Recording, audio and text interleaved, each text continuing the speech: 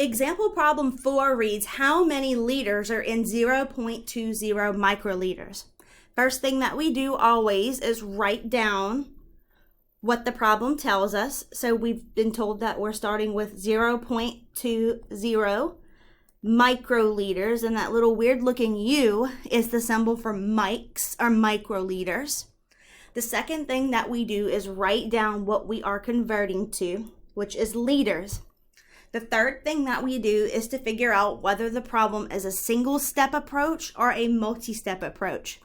So we are converting from something with a prefix, which is microliters, to a base unit, which is liters. So that makes this a single step equation.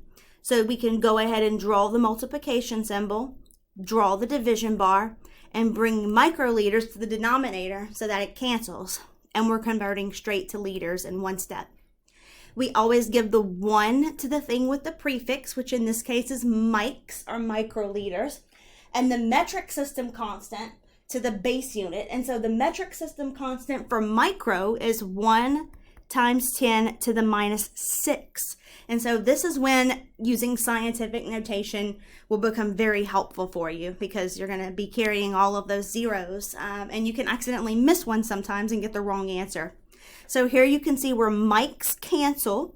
We're left in liters, which is what the problem asked us for. So we can go ahead and type this into our calculator as 0.20 times 1 times 10 to the minus 6.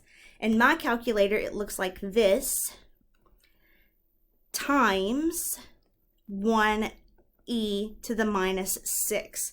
And so when we press equal, that is 2.0 times 10 to the minus 7 liters. Go ahead and box that answer in and let me know if you have any questions.